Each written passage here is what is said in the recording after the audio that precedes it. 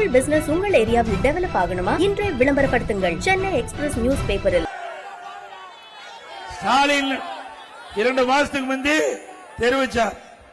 அந்த 2 மாதத்துக்கு முன்பு திரு ஸ்டாலின் அவர்கள் ஒரு கருத்தை வெளியிட்டார். பத்திரிகை வாயிலாக, ஊடகத்தின் வாயிலாக. எடப்பாடி பழனிசாமி கடையை விரிச்சு வச்சுட்டு இருக்காரு, அவருக்கு எந்த கட்சியும் கூட்டணிக்கு வரலின்னு. திரு ஸ்டாலின் அவர்களே, கூட்டணி தானாக அமைய வேண்டும். அதான் ஒரிஜினல் கூட்டணி. அப்படி அண்ணா திமுக தலைமையிலே அமைக்கப்பட்ட கூட்டணி இயற்கையான கூட்டணி. ஆனா திராவிட முன்னேற்ற கழக தலைமையில் அமைக்கப்பட்ட கூட்டணி அடிமை கூட்டணி. அடிமை கூட்டணி தானே. ஸ்டாலின் அவர்களே, 20 நாட்கள் நீங்கள் தொடர்ந்து கூட்டணி பேச்சுவார்த்தை நடத்திட்டு இருக்கிறீங்க. 20 நாட்கள் தொடர்ந்து திராவிட முன்னேற்ற கழகம் அந்த கூட்டணி கட்சி தலைவர்களை அழைத்து பேச்சுவார்த்தை நடத்திட்டு இருந்தீங்க. அதுவும் காங்கிரஸ் திமுக கூட்டணியில இருக்குமா இருக்காதா என்று வார்த்தை போர் தொலைக்காட்சியிலையும் பத்திரிகையில் வந்து கொண்டிருந்தது. காங்கிரஸ் கட்சி சேர்ந்த மாநில பொறுப்பாளர் ஒரு கருத்தை சொல்றார். உடனே திமுக கட்சி சேர்ந்த அந்த தலைமை பொறுப்பில் இருக்கின்றவர் ஒரு கருத்தை சொன்னார். இப்படி 20 நாட்கள் வார்த்தை போர் நடந்து கொண்டிருந்தது.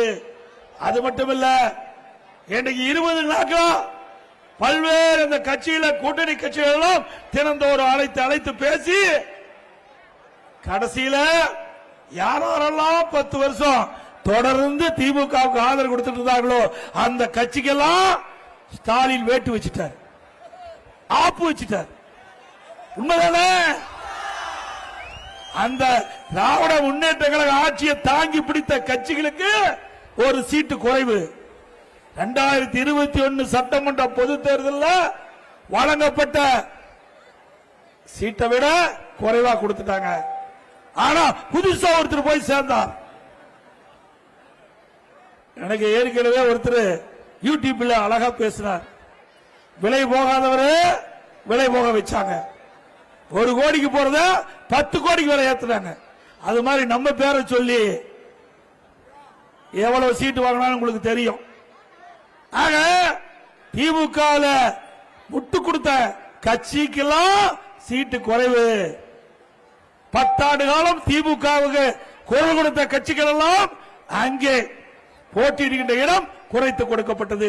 இதுதான் திமுக உண்மை முகம் என்பதை அந்த கூட்டணி கட்சி தலைவர்கள் உணர்ந்து கொள்ள வேண்டும். அந்த ஒரு கூட்டணி கட்சி மறுமலர்ச்சி திராவிட முன்னேற்ற கழகம், அவர் கூட்டணி பேசிட்டு வெளியே வரும்போது பேட்டி கொடுக்கிறார். சிரித்துக் கொண்டே அழுது கொண்டே சிரிக்கிறேன், அழுது கொண்டே அவர் கொடுத்த பேட்டி தான். அப்படின்னா அந்த கூட்டணி எப்படிப்பட்ட கூட்டணி எதிர்பாருங்க. முரண்பட்ட கூட்டணி. மகிழ்ச்சியோட அந்த கூட்டணியில அங்க முக்கிட்ட கட்சிகள் இல்ல. ஆக அண்ணா திமுக பொறுத்த வரைக்கும் இன்றைக்கு மகிழ்ச்சியோட நம்ம கூட்டணி கட்சியில் இருக்கின்றன. நம்முடைய கூட்டணி வெற்றி கூட்டணி. திரு ஸ்டாலின் குறிப்பிடுகிறார், அடிக்கடி தொலைக்காட்சியில் பேசுறாரு, பத்திரிகையில பேசுறாரு. தமிழ்நாட்டுக்கும் டெல்லியில் இருக்கிற என்டிஏவுக்கு தான் கூட்டணியா. தேர்தல் எங்க நடக்குது நீங்க சொல்லுங்க. தமிழ்நாட்டில் நடக்குது. இதுல யார் மாநில அரசு அமைக்க வேண்டும், எந்த கட்சி ஆட்சிக்கு வர வேண்டும் என்று நடக்கின்ற தேர்தல் தமிழ்நாட்டில் நடக்கிற தேர்தல். ஆனா ஸ்டாலினுக்கு அது கூட தெரியல. அதனாலதான் பொம்மை முதலமைச்சர் சொல்றோம். பொம்மை முதலமைச்சர் சொல்றோம். ஸ்டாலின் அவர்களே, இப்பொழுதாவது தெரிந்து கொள்ளுங்கள். மக்களுக்கு தெரிகிறது கூட, சாதாரண மக்களுக்கு தெரிகின்ற உண்மை கூட, இந்த அடிப்படை உண்மை கூட தெரியாத முதலமைச்சர் இன்றைய முதலமைச்சர் ஸ்டாலின் அவர்கள். திரு ஸ்டாலின் அவர்களே, நாங்க தெளிவுபடுத்தி விட்டோம். எங்க கூட்டணியில் அண்ணா திமுக தான் தலைமை தாங்கும். அண்ணா திமுக தான் நம்முடைய கூட்டணிக்கு தலைமை தாங்குது. அண்ணா திமுக தான் ஆட்சி அமைக்குது. தேசிய ஜனநாயக கூட்டணியுடைய முதலமைச்சர் வேட்பாளர் இபிஎஸ் என்று அறிவிக்கப்பட்டது. முதலாக நம்ம கூட்டணி அமைச்சு மாண்புமிகு உள்துறை அமைச்சர் ஹோட்டல்ல நிருபர்கிட்ட பேட்டி குடிக்கின்ற பொழுது தெளிவுபடுத்தியாச்சு.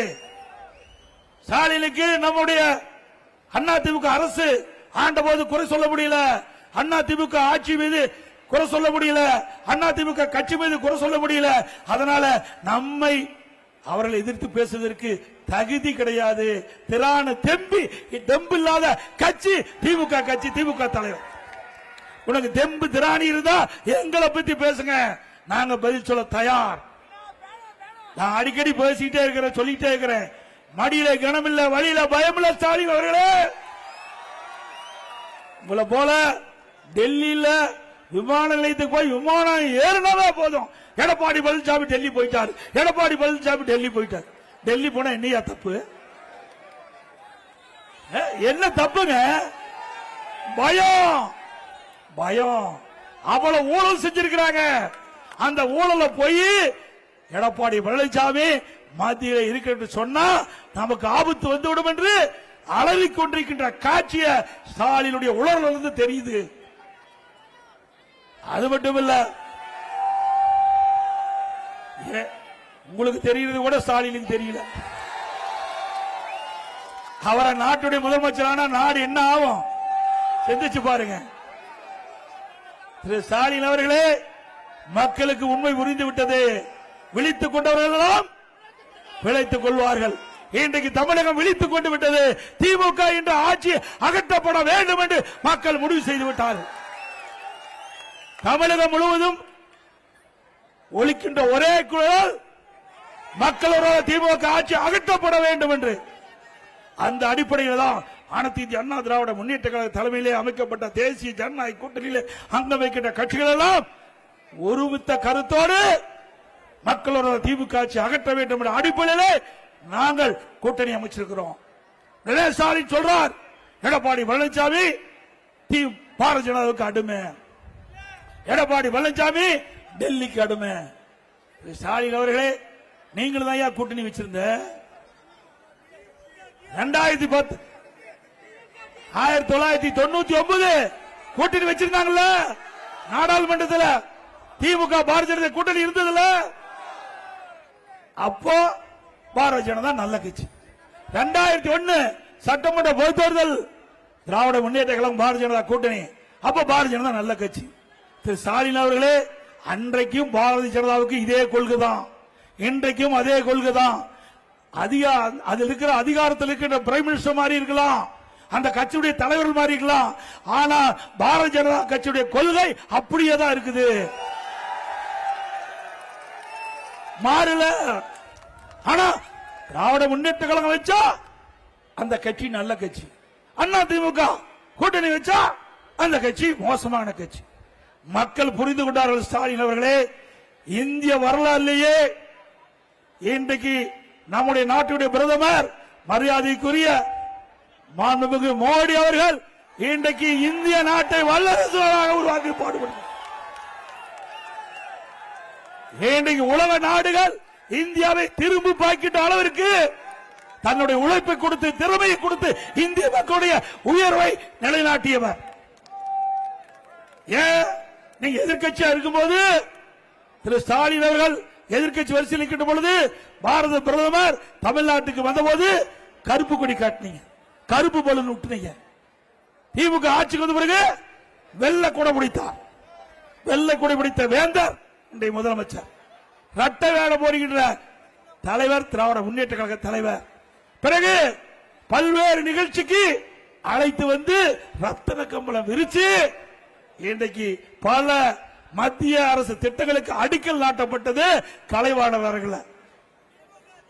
ஆக திரு ஸ்டாலின் அவர்களே, எதிர்கட்சியா இருக்கின்ற ஒரு நிலைப்பாடு, ஆளுங்கட்சியா வந்த ஒரு நிலைப்பாடு, இரட்டை வேடம் போடுகின்ற ஒரே கட்சி திமுக கட்சி.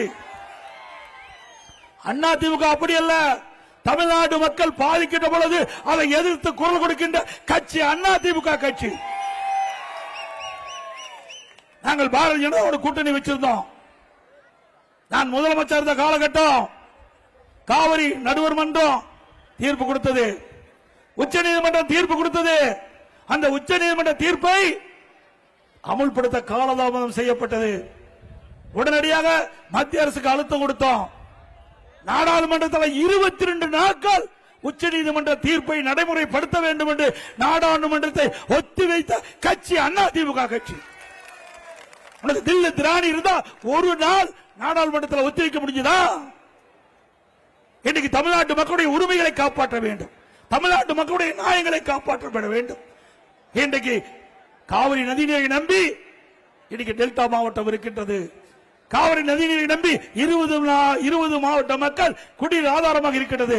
அப்படிப்பட்ட தீர்ப்பு உச்ச நீதிமன்றத்தில் வந்தவுடன் அதை நடைமுறைப்படுத்த வேண்டும் என்று நாடாளுமன்றத்தில் குரல் கொடுத்து நாடாளுமன்றத்தை முடக்கி வைத்த அரசு கட்சி அதிமுக கட்சி. பிறகு பாரதிய ஜனதா அரசாங்கம் நாம் கொடுத்த அந்த கோரிக்கையை ஏற்று நிறைவேற்றி கொடுத்தது. இது அதிமுக சாதனை. திமுக நீட் தேர்வை ரத்து பண்றேன்னு சொன்னாங்களா இல்லையா? சொன்னாங்களா? 2021 சட்டமன்ற பொதுத் தேர்தலில் திராவிட முன்னேற்ற கழகம் ஆட்சிக்கு வந்தா நீட்டுக்கு விதிவிலக்கு பெறப்படும் என்று சொன்னாங்க. நீட்டுக்கு விதிவிலக்கு பெறவும் சொன்னாங்களா? திரு உதயநிதி அவர்கள் நீட்டு ரத்து செய்வதற்கு ரகசியம் இருக்குன்னு சொன்னாரு. நீட் விலக்கை பெற வேண்டும் என்று சொன்னால் மத்திய அரசாங்கம் துணை வேண்டும். அத நாடாளுமன்றத்தில் பேசுறீங்களா? நாடாளுமன்றத்தில் அழுத்தம் கொடுத்து நாடாளுமன்றத்தில் ஒத்திவைக்கின்ற அளவிற்கு நீங்கள் முயற்சி செஞ்சீங்களா? இல்லையே.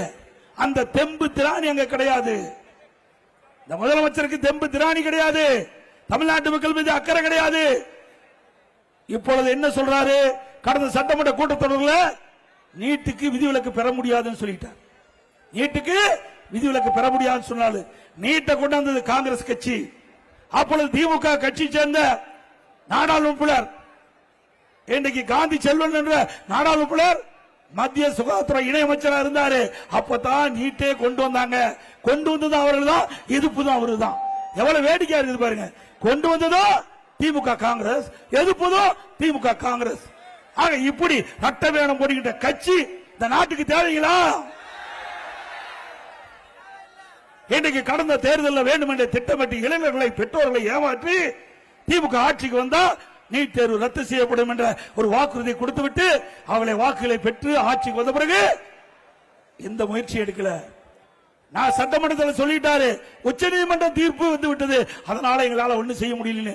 அத்தையா நாங்களும் சொன்னோம்.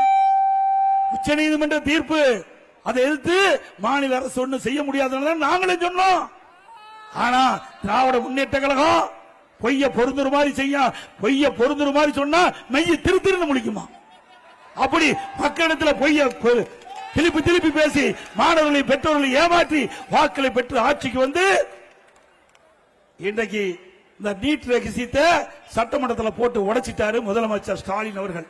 நீட்டுக்கு விதிவிலக்கு பெற முடியாது என்று மக்களை எப்படி ஏமாற்றுகிறார் என்பதை எண்ணி பார்க்க வேண்டும். திரு ஸ்டாலின் அவர்களும் அவருடைய மகன் உதயநிதி ஸ்டாலின் அவர்களும் நாட்டை ஏமாற்றிக் கொண்டிருக்கிறார்கள், நாட்டை சுரண்டு கொண்டிருக்கிறார்கள். இன்றைக்கு ஒரு குடும்பம் பிழைக்க 8 கோடி மக்களை சுரண்டுவதை அனுமதிக்க முடியுமா? இன்னைக்கு ஆட்சியா செய்யறாங்க. ஆட்சி செய்யறாங்களா? எல்லா ஊழல், எல்லா துறையிலும் ஊழல், கலெக்ஷன் கமிஷன் கரப்ஷன், இதுதான் திமுக தாரக மந்திரம். இன்னைக்கு திரு கருணாநிதி அவர்கள் அவள் இருக்கின்ற பொழுது திரு ஸ்டாலின எப்படியாவது கட்சிக்கு தலைவராக்கணும் பார்த்தார். அவர் இறந்த பிறகு அதை ஆக்கிட்டார். அதே நேரத்தில் அவருடைய வாரிசார் திரு ஸ்டாலின் அவர்களை அப்பொழுது உயர்ந்த பதவிக்கு வர வேண்டும் என்று பார்த்தார். அதையும் செஞ்சு முடிச்சாங்க. இப்போ அதே வழியில் வந்த திரு ஸ்டாலின் அவர்கள் தன்னுடைய மகன் உதயநிதி அவர்களை முதல்ல எம்எல்ஏ ஆக்கினார், பிறகு அமைச்சராக்கினார், துணை முதலமைச்சர் ஆக்கியிருக்கார். திமுக கட்சிக்கு மாநில இளைஞர் செயலாளர் கொடுத்திருக்கிறார். ஆக திமுக என்பது கருணாநிதி குடும்பம், திரு கருணாநிதி குடும்பம் என்பது திமுக. ஆக பிரித்து பார்க்க முடியாது. அப்படிப்பட்ட குடும்ப ஆட்சி நாட்டுக்கு தேவைங்களா? வருகின்ற சட்டமன்ற பொதுத் தேர்தலில் வாரிசு அரசலுக்கு முற்றுப்புள்ளி வைப்பீங்களா? என்ன திரு கருணாநிதி குடும்பம் ராஜ பரம்பரையா, அரச பரம்பரையா? அவரெல்லாம் ஆள வேண்டுமா? ஏன் இங்க இருக்கிறவங்க யாராவது முதலமைச்சர் வந்தா ஏத்துக்கொள்ள மாட்டாங்களா? கையெழுத்து போட்டா செல்லாதா? இனி தமிழகத்தில் திரு கருணாநிதி குடும்பத்தை சேர்ந்தவர்கள் இந்த நாட்டுடைய முதலமைச்சராக வரக்கூடாது. அதற்கு நடவடிக்கை தேர்தல் இந்த சட்டமன்ற தேர்தல் என்பதை நீங்கள் நினைவிலே வைத்துக் கொள்ள வேண்டும். இன்னைக்கு ஒரு குடும்பம் இப்படியே இருந்தால் சர்வாதிகாரமாக மாறிவிடும். இன்னைக்கு கொள்ளையடிக்கின்ற குடும்பத்தை ஓட ஓட இந்த தேர்தல் மூலமாக விரட்டை அடிக்கப்பட வேண்டும். இப்பொழுது ஸ்டாலினுக்கு ஓட்டு கேட்கல, அவர் முதலமைச்சராவதற்கு இந்த தேர்தலில் அவர் வாக்கு சேகரிக்கல. தன்னுடைய மகன் உதயநிதி முதலமைச்சராக வேண்டும், அதுதான் அவருடைய திட்டம். அதனால நடைபெற்ற சட்டமன்ற பொதுத் தேர்தலில் திமுக வெற்றி பெறுவது 100% முடியாது. ஆனால் எப்படியாவது தில்லுமுள்ளு செஞ்சு பல கட்சிகளை ஒன்றாக இணைத்து வாக்குகளை பெற்று ஆட்சிக்கு வர வேண்டும் என்று திரு ஸ்டாலின் துடித்துக் கொண்டிருக்கின்றார். தன்னுடைய மகனுக்கு முடிசூட்டு விழா நடத்த வேண்டும் என்று எதிர்பார்த்துக் கொண்டிருக்கின்றார். அது ஒருபோதும் நடக்குமா? திரு ஸ்டாலின் அவர்களே, மக்கள் தெளிவாக இருக்கின்றார்கள். இனி திரு கருணாநிதி குடும்பம் இந்த நாட்டை ஆண்டா நாடு சுடுகாடாயிரும். நாட்டு மக்களை சுருண்டது போதும். இனி அந்த குடும்பத்திற்கு இடமில்லை என்பதை மக்கள் முடிவு செய்து விட்டார் என்பதை இந்த தேர்தல் மூலமாக நாட்டு மக்களுக்கு இந்த வாக்காளர் பெருமக்கள் உணர்த்துவார் என்று நன்றாக மக்கள் புரிந்து கொண்டிருக்கிறார் என்பதை நேரத்தில் தெரிவிக்க விரும்புகின்றேன்.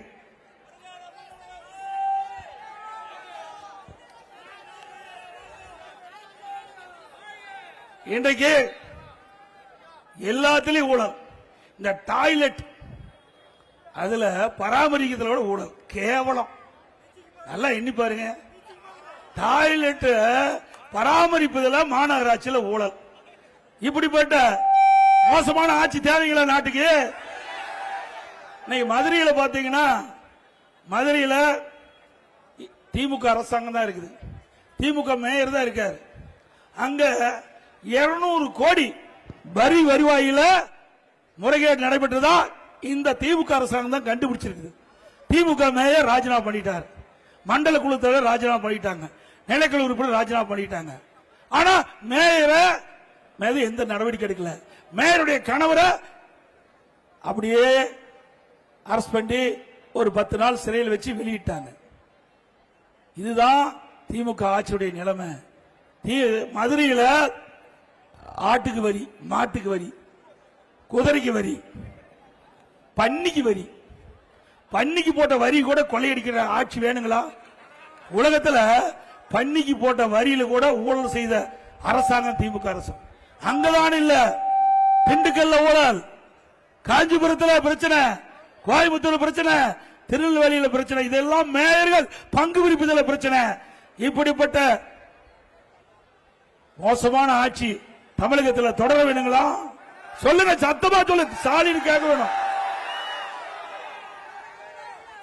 இன்றைக்கு தமிழ்நாட்டில் மக்கள் மீது வரி சுமத்துவது எதுக்கு? அவருக்கு அடிப்படை தேவைகளை பூர்த்தி செய்ய வேண்டும் என்ற அடிப்படையில் தான் அவர் வீட்டு வரி செலுத்துறாங்க, கடை வரி செலுத்துறாங்க. ஆக அந்த வரியின் மூலமாகத்தான் அந்த மக்களுக்கு தேவையான அடிப்படைகள் செய்து தர முடியும். உள்ளாட்சி அமைப்பு என்பது உயிர் நாடி மாறி ஒரு மனிதருக்கு உயிர் எப்படியோ அது போல மக்களுக்கு அன்றாட தேவைகளை பூர்த்தி செய்வது அந்த உள்ளாட்சி அமைப்பு. அந்த உள்ளாட்சி அமைப்புல இவ்வளவு பெரிய குளறுபடி, இவ்வளவு பெரிய முறைகேடு நடைபெற்று சொன்னால் இந்த ஆட்சி தொடர்ந்தா எப்படி நாட்டு மக்களுக்கு நன்மை கிடைக்கும் என்பதை எண்ணி பாருங்க. திராவிட முன்னேற்ற கழகம் ஆட்சிக்கு வந்த பிறகு வீட்டு வரி 100% உயர்த்திட்டாங்க. வீட்டு வரி 100%. ஒவ்வொரு வருஷமும் 6% கூடுதல் வரி நேற்று தினம் அறிவிச்சிட்டாங்க. போன வருஷம் 6%, இந்த வருஷம் 6%. இப்போ 112% வரி வசூல். அண்ணா திமுக ஆட்சி இருந்ததை விட 112% வீட்டு வரி உயர்வு. கடைக்கு வரி 180% உயர்வு, ஆண்டுக்கு 6% உயர்வு. அதே போல மின் கட்டணம் 52% உயர்த்திட்டாங்க, ஆண்டுக்கு 5% வரி உயர்வு. 3 ஆண்டுல 15% உயர்வு. ஆக 67% வீட்டு கரண்ட் பில் உயர்ந்து விட்டது. இன்னைக்கு கரண்ட் தொட்டா தான் ஷேக் அடிக்கும், கரண்ட் பில்ல கேட்டாலே ஷேக் அடிக்குது. அந்த நிலைக்கு இன்னைக்கு மின்கட்டணம் உயர்ந்து போச்சு. உண்மைதானே? கடுமையான மின்கட்டண உயர்வு. இதை பற்றி கவலை இல்ல. விலைவாசி உயர்வு. இன்னைக்கு அண்ணா திமுக ஆட்சியில அரிசி விலை என்ன சிந்திச்சு பாருங்க. இன்னைக்கு 1 கிலோ 30 ரூபாய் உயர்ந்து போச்சு அரிசி விலை, சாப்பாட்டு விலை. அதே போல எண்ணெய் விலை 1 கிலோ 60 ரூபாய் உயர்ந்து போச்சு. அண்ணா திமுக ஆட்சிக்கு திமுக ஆட்சிக்கு 60 ரூபாய் உயர்ந்து போச்சு. பருப்பு விலை கிட்டத்தட்ட 55 ரூபாய் உயர்ந்து போச்சு. ஆக இன்றைக்கு உணவுப் பொருள் விலை அதிகரிச்சு விட்டது. இன்றைக்கு அண்ணா திமுக ஆட்சி இருக்கின்ற பொழுது இப்படி அத்தியாவசிய உணவுப் பொருள் விலை ஏறுகின்ற பொழுது அந்த உணவுப் பொருள் விலையை கட்டுப்படுத்துவதற்கு கட்டுப்பாட்டு நிதியம் என்ற 100 கோடி ஒதுக்கி எந்த உணவுப் பொருள் விலை ஏறுகிறதோ அந்த உணவுப் பொருள் எந்த மாநிலத்தில் விலை குறைவா இருக்குதோ அங்க போய் கூட்டுறவுத்துறையின் மூலமாக கொள்முதல் செஞ்சு தமிழ்நாட்டுக்கு கொண்டு வந்து கூட்டுறவுத்துறையின் மூலமாக அதை விநியோகம் செஞ்சு விலை ஏற்றத்தை தடுத்த அரசாங்கம் அதிமுக அரசாங்கம். அதையெல்லாம் கவலையே இல்லை. யார் எக்கேடி கட்டு போனா என்ன, தன் குடும்பம் இருந்தா போதும், குடும்பம் செல்வ செழிப்பா இருந்தா போதும் செய்கின்ற ஒரே முதலமைச்சர் தமிழ்நாடு முதலமைச்சர் ஸ்டாலின் அவர். இதுதான் இப்படி இருக்குன்னா டாஸ்மாக் நல்லா தெரியும். 10 ரூபா தெரியுங்களா? 10 ரூபாய் எல்லாம் மறந்துட்டாங்க. ஆனா 10 ரூபாய ஞாபகப்படுத்துறது திமுக ஆட்சியில். தமிழ்நாட்டில் கிட்டத்தட்ட 6000 மதுக்கடைகள் இருக்குது, 6000 டாஸ்மாக் கடை. ஒரு நாளைக்கு 1.5 கோடி பாட்டில் விற்குது. ஒரு பாட்டிலுக்கு 10 ரூபா வசூல் பண்றாங்க. அப்படின்னா ஒரு நாளைக்கு 15 கோடி, மாசத்துக்கு கிட்டத்தட்ட 450 கோடி, வருஷத்துக்கு 5400 கோடி, 5 வருஷத்துல சுமார் 24,000 கோடி. ஒரு பாட்டிலுக்கு 10 ரூபா அதிகமா வசூல் பண்ணதிலே 24,000 கோடி கொள்ளையடித்த அரசாங்கம் தொடர வேண்டுங்களா? இன்றைக்கு டாஸ்மாக் நிறுவனத்தில் அமலாக்கத்துறை சோதனை நடத்தி ஆதாரத்தோடு இன்றைக்கு கையில் வச்சிருக்கிறாங்க. அதிமுக ஆட்சி வந்தா அதை தூசி தட்டி எடுத்து இன்றைக்கு சட்ட ரீதியாக நடவடிக்கை எடுக்கப்படும். அதோட ஸ்டாலின் வருமானமே இல்லைங்கிறாரு. ஆனா பேனா வைக்கிறதுக்கு எங்க இருந்து வருமானம் வந்து? எழுதாத பேனாவை நடுக்கல்ல கொண்டு வைக்கிறார். அப்பா நினைவா யார் விட்டு பணம்? உங்களுடைய வரி பணங்க. சரி வெயிங்க வேணாங்கள. திரு கருணாநிதி குடும்பத்துடைய ட்ரஸ்ட்ல 8000 கோடி இருக்குது. எவ்வளவு கோடி? நல்லா சத்தமா சொல்லுங்க, நாட்டு மக்களுக்கு தெரிய வேணும். திரு கருணாநிதி குடும்பத்துடைய ட்ரஸ்ட்ல 8000 கோடி. அந்த பணத்தில் எடுத்து போய் உங்க அப்பா நினைவா ஒரு நடுக்கடல்ல பேனா வையி, எழுத ஒரு மலையே கட்டு. யாரு வேண்டாங்கிறான்? ஏங்க எழுதாத பணம் எங்க வச்சா என்ன? சரி உங்க அப்பாவுக்கு நினைவு மண்டம் கட்டினீங்க, ரைட், ஒத்துக்கலாம். முன்னாள் முதலமைச்சர் திமுக தலைவர் வைங்க, யாரு அதுக்கு அவருடைய நினைவு மண்டத்துக்கு முன்னாடியே ஒரு 2 கோடி ரூபாயில ஒரு பேனா வைங்களே, நினைவு சின்னமா. யார் வேண்டாங்கிறா? எழுதாத பேனாவுக்கு எதுக்கு 82 கோடி? இவருதான் இப்படின்னா இவர் மகன் அதோட கார் பந்தயம் நடத்துறார். நாட்டுக்கு அது அவசியமா? கார் பந்தயம் பல 100 கோடி ரூபாய் செலவழிச்சு தமிழ்நாட்டில் கார் பந்தயம் நடத்திட்டு இருக்கார். இப்படிப்பட்ட பொறுப்பற்ற ஆட்சி தேவைங்களா? மக்களுடைய வரிப்பணம் ஊதாரி செலவு செய்கின்ற ஆட்சி தொடர வேண்டுமா? அதோட இப்ப அண்மையில் அமலாக்கத்துறை இன்றைக்கு அவர் சோதனை செய்கிற பொழுது இன்றைக்கு நகர்ப்புற வளர்ச்சித்துறை, குடிநீர் வழங்கல் துறையில் அதுல முறைகேடு நடைபெற்றதாக சுமார் 1000 கோடி முறைகேடு நடைபெற்றதாக கண்டுபிடிச்சு அதனுடைய அறிக்கையை இன்றைக்கு தமிழகத்தில் இருக்கின்ற சட்ட ஒழுங்கு டிஜிபிக்கு அனுப்பிச்சு எஃப்ஐஆர் போடுன்னு 3 முறை அறிக்கை வெளியிட்டாங்க. அந்த அறிக்கைக்கு எந்த நடவடிக்கை எடுக்கல. அதிமுக சார்பாக நம்ம கோர்ட்டில் போட்டோம், நீதிமன்றத்தில். நீதிமன்றம் அமலாக்கத்துறை அனுப்பப்பட்ட அறிக்கையில அதுல ஆதாரம் இருக்குது, அதுக்கு உண்டான நடவடிக்கை எடுக்கிறாங்க. இதுவரைக்கும் இல்ல. அதிமுக ஆட்சிக்கு வந்த உடனே அமலாக்கத்துறை சோதனை நடத்தி அதில் கண்டுபிடிக்கப்பட்ட அந்த உண்மை தன்மையின் அடிப்படையில் சட்ட நீதியாக நடவடிக்கை எடுக்கப்படும். அதிமுக ஆட்சியில் இப்படி ஊழல் புரிகின்ற ஆட்சி தொடர வேண்டுங்களா?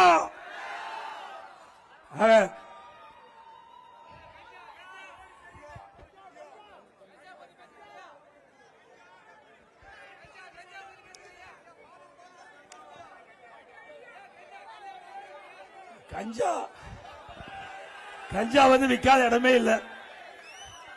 இன்றைக்கு தமிழகம் முழுவதும் எது கிடைக்குதோ இல்லையோ கஞ்சா தாராளமா கிடைக்குது. நான் வந்து இந்த ஆட்சி அமைந்தவுடன் முதல் ஆண்டே நான் குறிப்பிட்டேன் முதலமைச்சர்கிட்ட, சட்டமன்றத்தில் பிரதான எதிர்க்கட்சி தலைவர் என்ற முறையில் முதலமைச்சருடைய கவனத்துக்கு கொண்டு வந்தேன். திரு ஸ்டாலின் அவர்களே, தமிழகத்தில் எங்கே பார்த்தாலும் கஞ்சா விற்பனை அமோகமாக நடைபெற்றுக் கொண்டிருக்கிறது. பல வடிவத்தில் போதைப் பொருள் விற்பனை ஆகிறது. அதை தடுத்து நிறுத்துங்கள் என்று முதலமைச்சருடைய கவனத்திற்கு நேரடியாக கொண்டு வந்தேன்.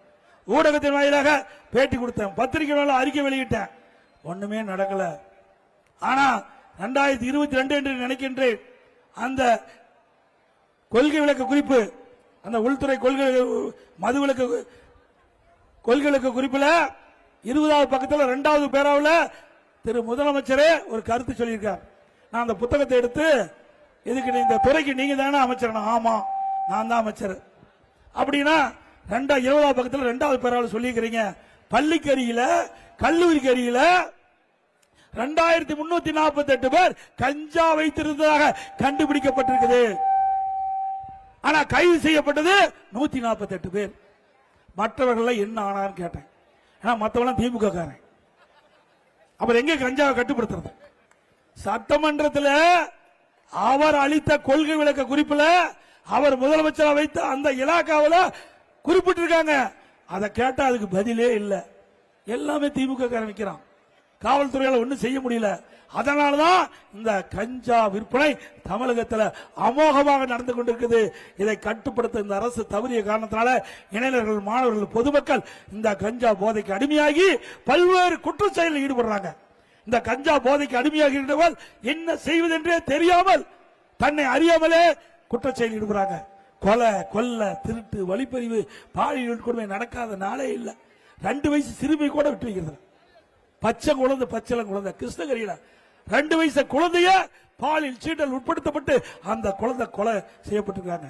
அண்மையில விளாத்திக்குளம், தூத்துக்குடி மாவட்டத்தில் பள்ளிக்கு போன சிறுமி அங்க பாலியல் சீண்டல்ல கொலை செய்யப்பட்டிருக்காங்க. போராட்டம் நடந்துகிட்டு இருக்குது. இப்படிப்பட்ட அவல ஆட்சி தொடர வேண்டுங்களா?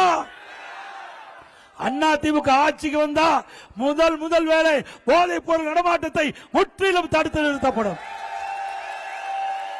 அண்ணா திமுக ஆட்சி சட்டத்தின் ஆட்சியாக இருக்கும். எங்களுடைய ஆட்சியில இப்படிப்பட்ட நிகழ்வு நடக்க நாங்கள் விட மாட்டோம். இன்னைக்கு அண்ணா திமுக ஆட்சி குறை சொல்ல முடியாத ஆட்சியாக நாங்கள் செயல்படுத்தி காட்டினோம். இன்றைக்கு சட்ட ஒழுங்கு சந்தி சிரித்துக் கொண்டிருக்கின்றது திராவிட முன்னேற்ற கழக ஆட்சியில் என்பதை நாட்டு மக்கள் உணர்ந்திருக்கின்றார்கள். ஆக திராவிட முன்னேற்ற கழக தலைவர் ஒரு பொம்மை முதலமைச்சராக இருக்கின்ற காரணத்தாலே சட்ட ஒழுங்கை நிர்வகிக்க முடியாம இன்றைக்கு தமிழகத்திலே மாணவர்கள், இளைஞர்கள் இந்த போதைக்கு அடிமையாகி சீரழியக்கூடிய காட்சி தமிழகத்திலே பார்க்கப்படுகிறது. அண்ணா திமுக ஆட்சி உங்களுடைய மகத்தான ஆதரவிலே மலரும். இதற்கு ஒரு முற்றுப்புள்ளி வைக்கப்படும். கொரோனா காலம் உங்களுக்கு எப்படின்னு தெரியும். கிட்டத்தட்ட 1 வருடம் மக்கள் வெளியிலே வர முடியல. வர முடியுதுங்களா? இன்றைக்கு காற்றுல எளிதா பரவக்கூடிய வைரஸ் கொரோனா வைரஸ், அது ஒரு மனிதனை தாக்கினால் உயிருக்கு ஆபத்து ஏற்பட்டுவிடும். அப்படிப்பட்ட காலகட்டத்தில் கூட திறமையாக நாங்கள் செயல்பட்டு விலை மதிக்க முடியாத உயிரை காப்பாற்றிய அரசாங்கம் அண்ணா திமுக அரசாங்கம். மக்களுக்கு வேலை கிடையாது, வருமானம் இல்ல, அந்த காலகட்டத்தை கூட விலைவாசி ஏறல. இன்னைக்கு மக்கள் பாதிக்கப்படக்கூடாது என்பதற்காக 1 வருஷம் ரேஷன் கடையில விலையில அரிசி கொடுத்தோம், விலையில எண்ணெய் கொடுத்தோம், விலையில சக்கரை கொடுத்தோம் இல்லைங்க. எல்லா குடும்பத்துக்கும் 1000 ரூபாய் பணம் கொடுத்தோம். மெட்ராஸ்ல மீண்டும் 1000 ரூபாய் கொடுத்தோம். 2000 ரூபாய் குடும்பத்தை கொடுத்தோம். அதே நேரத்தில் பொங்கல் வந்தது, தை பொங்கல் எல்லா இல்லங்களிலும் சிறப்பாக கொண்டாட என்பதற்காக எல்லா குடும்பத்தினருக்கும் 2500 ரூபாய் பொங்கல் தொகுப்பு பரிசா கொடுத்தோம். 1 வருஷம் வருமானம் கிடையாதுங்க. 1 வருஷம் அரசாங்கத்துக்கு வருமானம் கிடையாது. டாஸ்மாக் கடைகள் மூடப்பட்டது, வருமானம் கிடையாது.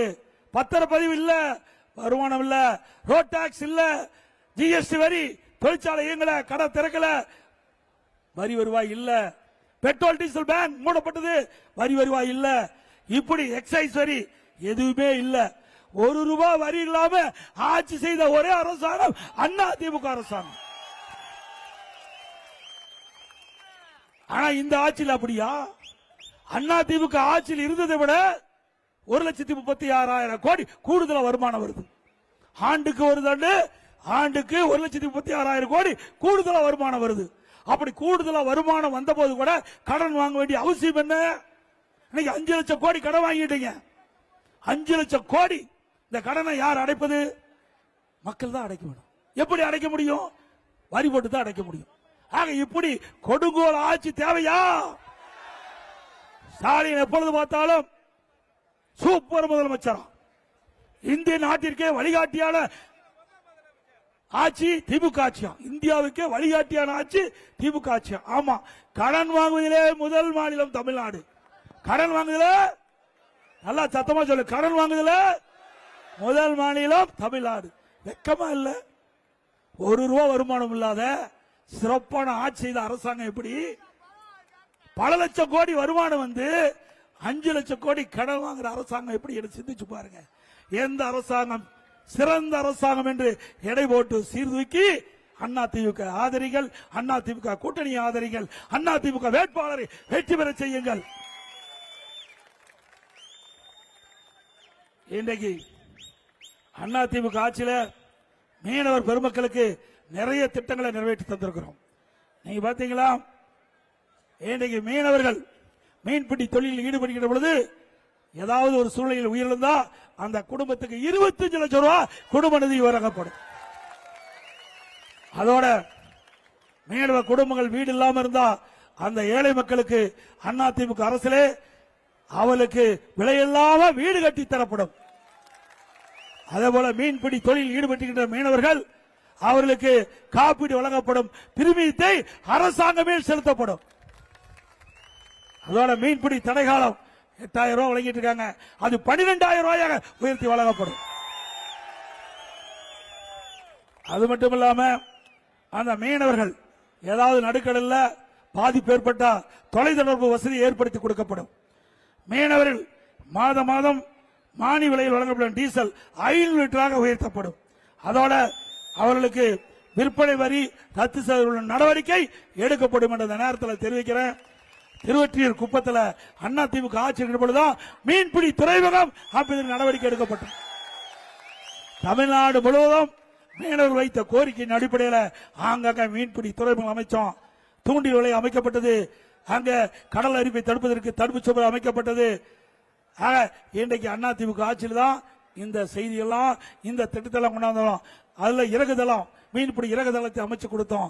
பல இடத்துல மீன்பிடி துறைகள் அமைக்கப்பட்ட அரசாங்கம் அதிமுக அரசாங்கம். மீனவருடைய நண்பன் என்று சொன்னால் அது அனைத்து இந்திய அண்ணா திராவிட முன்னேற்ற கழக அரசாங்கம்.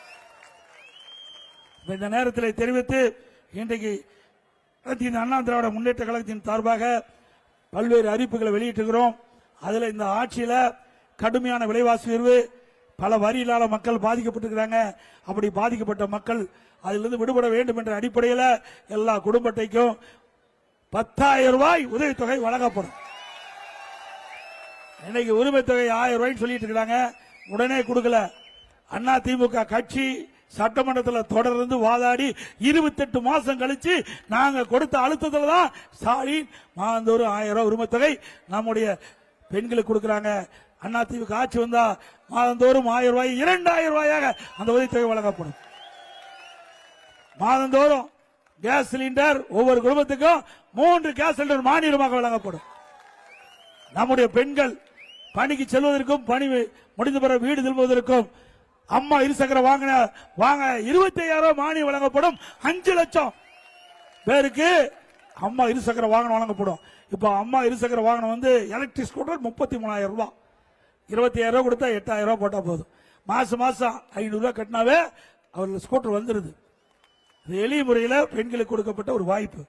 அதே மாதிரி இன்றைக்கு தீபாவளி பண்டிகைகளுக்கு பெண்களுக்கு பட்டுப்புடவை வழங்கப்படும்.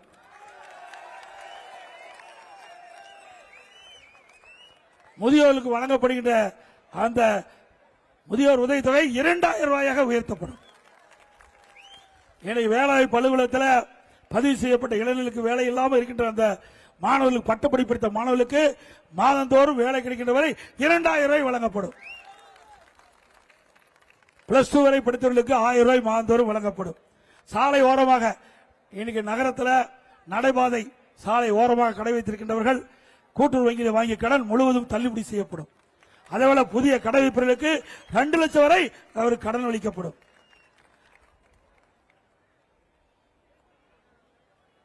எல்லா குடும்ப அட்டைதாருக்கும் ஃப்ரிட்ஜ் வழங்கப்படும். மானிய விலையில் ஃப்ரிட்ஜ் வழங்கப்படும். அதே போல ஒவ்வொரு பொங்கல் என்றும் 1000 ரூபாய் பொங்கல் தொகுப்போடு பொங்கல் பரிசாக வழங்கப்படும். அதே போல கட்டட தொழிலாளர்கள் அந்த பணியில ஈடுபட்டுகின்ற பொழுது தவறி விழுந்து உயிரிழந்தார், அந்த குடும்பத்துக்கு 25 லட்சம் ரூபாய் வழங்கப்படும். அந்த கட்டட தொழில் ஈடுபட்டு அத்தனை பேருக்கு காப்பீட்டில் சேர்க்கப்பட்டு பிரிமிய தொகையை அரசாங்கமே செலுத்தும். இப்படி உழைக்கின்ற மக்கள் இன்றைக்கு கடைக்கோட்டிருக்கின்ற மக்களுக்கு தேவையான நன்மைகள் செய்வதிலே முதலிட இடத்தில் இருப்பது அனைத்து இந்திய அண்ணா திராவிட முன்னேற்ற கழகம் என்பதை இந்த நேரத்தில் தெரிவித்து, வருகின்ற சட்டமன்ற தேர்தலிலே நம்முடைய திருவொற்றியூர் நம்முடைய அனைத்து இந்திய அண்ணா திராவிட முன்னேற்ற கழகத்துடைய வெற்றி வேட்பாளர் அறிவிச்ச குப்பன் அவர்களுக்கு 2 லட்சத்தில் வாக்களித்து வெற்றி பெற செய்யணும். மாதவரம் சட்டமன்ற தொகுதியிலே போட்டியிடுகின்ற கழகத்தின் சார்பாக போட்டியிடுகின்ற அறிவிச்சாளர் திரு மாதவரம் வி மூர்த்தி அவர்களுக்கு 2 லட்சத்தில் வாக்களித்து வெற்றி பெற செய்யணும். மக்களை காப்போம், தமிழகத்தை மீட்போம், மக்களை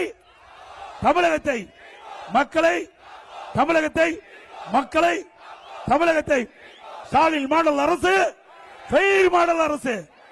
பை பை ஸ்டாலின்.